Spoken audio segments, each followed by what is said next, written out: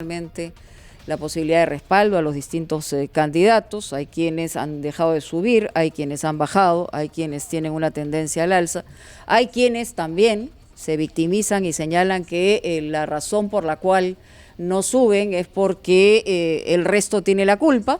Pero lo cierto es que esto ha ocurrido siempre en todos los procesos electorales. Vamos a darle la bienvenida a Jorge Nieto Montesinos, exministro y candidato al Congreso por el número 1 por Victoria Nacional, para hablar de planes de gobierno, por supuesto, y de la situación electoral del candidato George Forsyth también. Señor Nieto Montesinos, ¿cómo está? Muy buenos días. Buenos días, Mónica. Muchas gracias por la llamada.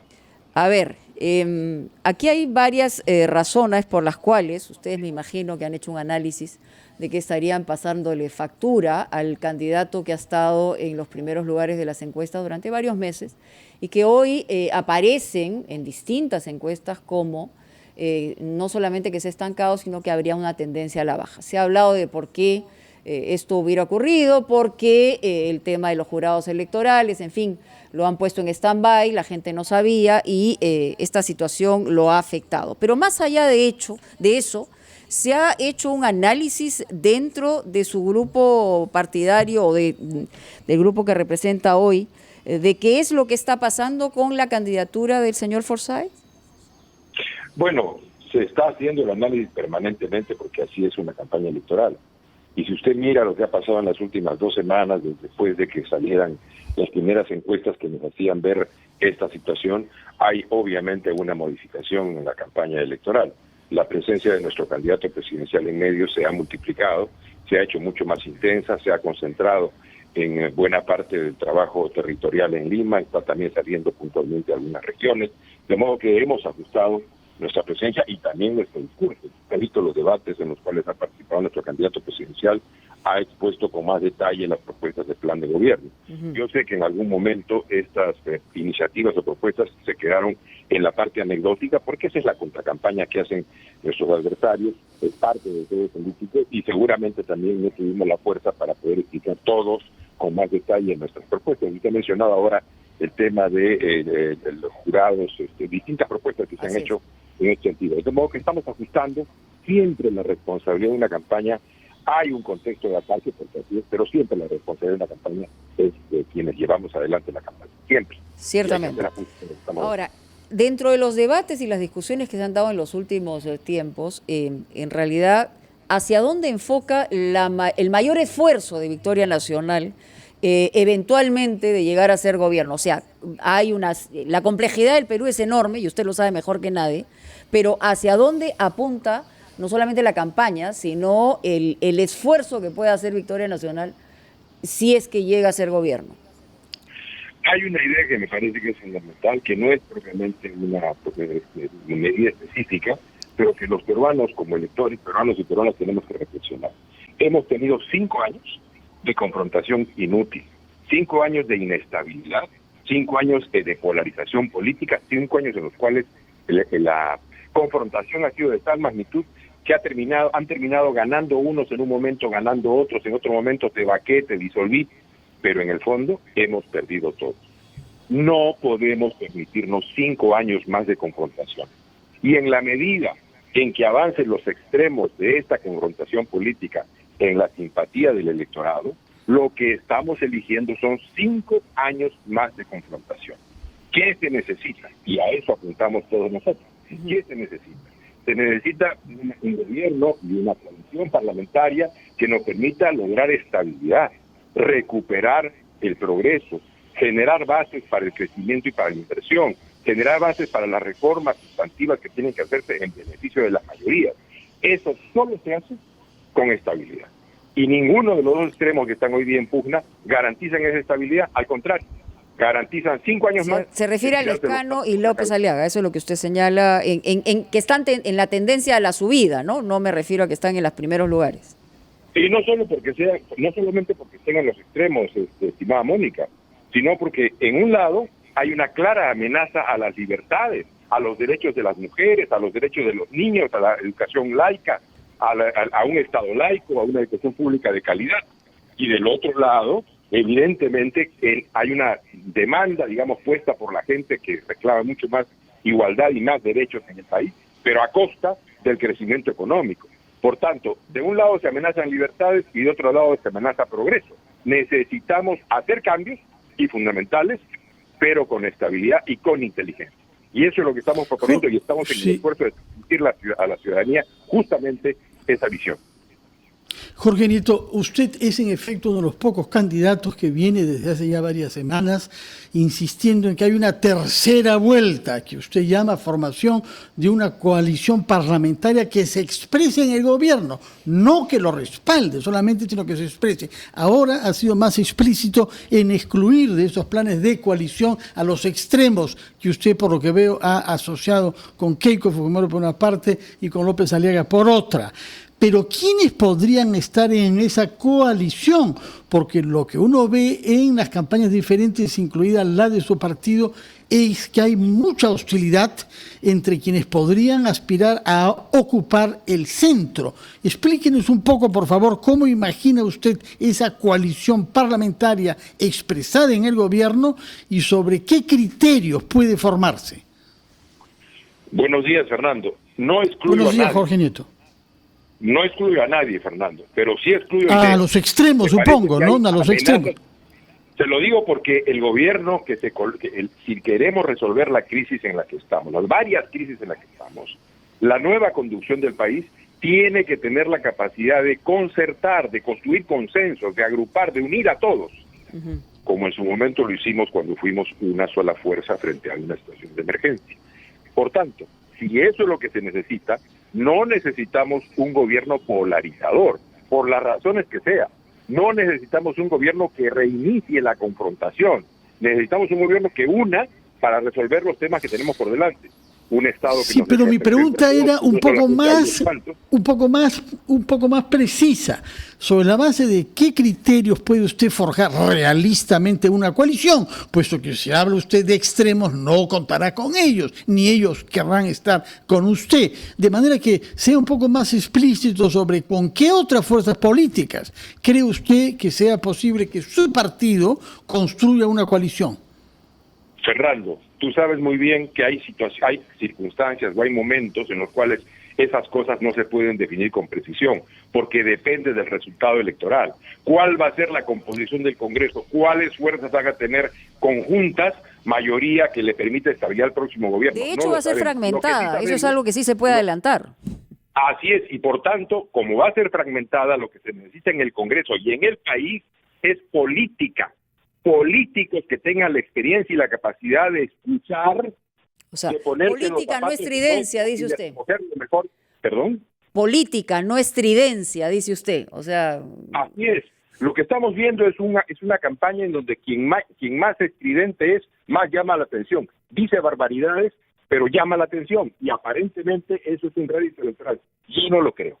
Yo creo que el electorado peruano finalmente encontrará la ruta de la sensatez en los próximos 28 días, que es finalmente cuando decide buena parte del electorado su voto. Y tenemos que ser conscientes de que tiene que haber, para responderle precisamente a Fernando, una coalición parlamentaria de gobierno con aquellas fuerzas que coincidan en qué. Uno. Sí, pero si me permite, porque va a ser importante desarrollarlo, necesitamos hacer una pausa de todas maneras, es el compromiso que tenemos aquí, y vamos a regresar con ese 1, 2, 3 que usted nos va a explicar luego de la misma. Ya volvemos. Regresamos a Jorge Nieto Montesinos, candidato al Congreso con el número 1 por Victoria Nacional. Le habíamos dejado en el punto de que usted iba a desarrollar que la idea central es que, según su mirada, no necesitamos ningún gobierno polarizador, ni un extremo ni el otro. No nos ha dicho todavía en nombres quiénes podrían definir esos extremos, pero qué es lo que se necesita en el momento en el que estamos, no solamente electoral, sino de país, según ustedes. Las necesidades en relación a la gestión del gobierno me parece que son más o menos obvias. Las urgentes, dos. La primera, el control pleno de la pandemia y el desarrollo de una exitosa capacidad de vacunación en el país.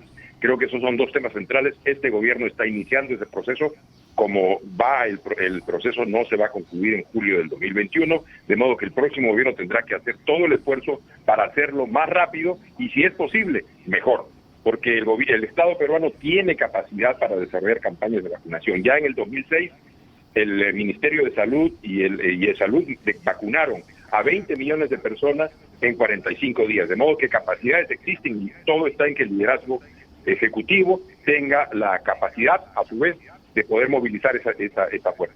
De modo que ahí hay un tema fundamental. Y el otro tema fundamental tiene que ver con la reactivación económica y con la generación de empleos. Son las dos tareas urgentísimas del nuevo gobierno.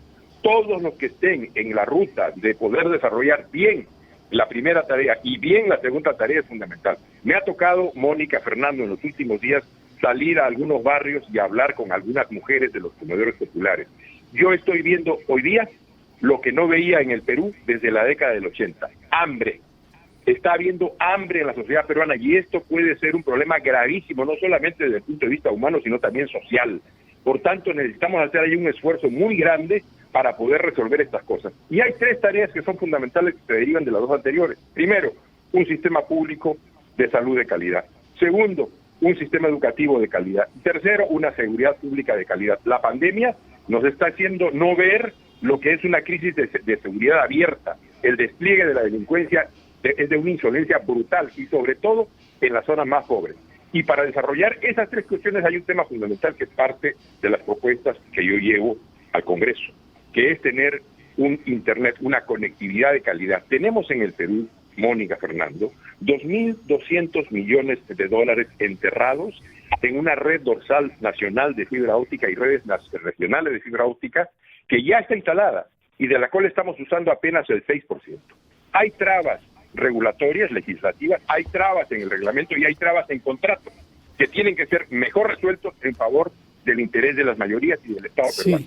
Ese es un tema, sin duda, es un tema capital. Permítame, por favor, Jorge Nieto, preguntarle sobre otra cosa que es igualmente importante, que es la minería en el Perú. ¿Cómo haría usted para destrabar algunos proyectos que se han visto frustrados, sobre todo por el precio internacional del cobre, que está siendo muy bien aprovechado por nuestro vecino del sur y que no nosotros? ¿Aló? Sí. Sí, ¿me ha escuchado? Sí, he escuchado.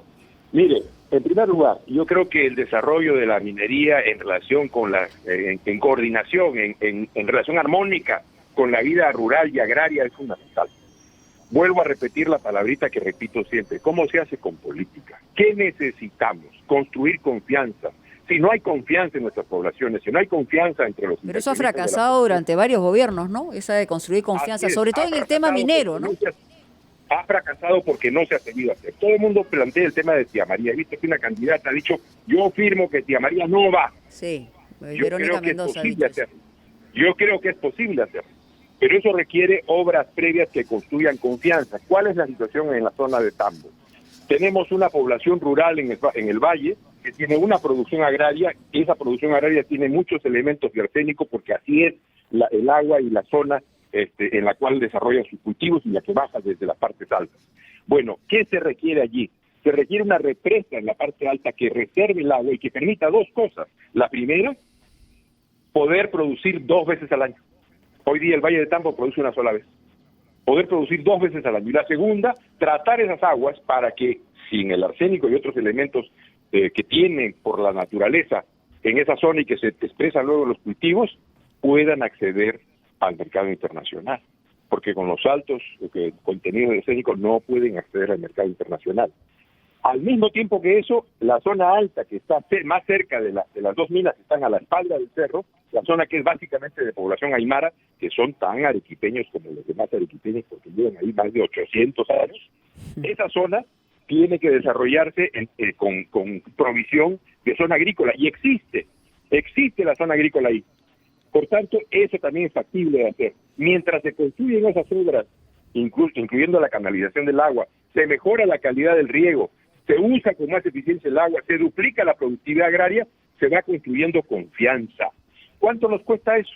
Quizás 200, 300 millones de dólares. ¿Cuántas son las ganancias proyectadas de la inversión minera? ¿4.000? ¿5.000? Es posible construir salidas distintas si es que hacemos lo que tenemos que hacer. Cuando digo política, no digo politiquería, digo capacidad de escucha, digo capacidad de concertación, digo decisión para que la gente confíe en la autoridad y sepa que si en algún momento la inversión minera daña la producción agrícola, se para.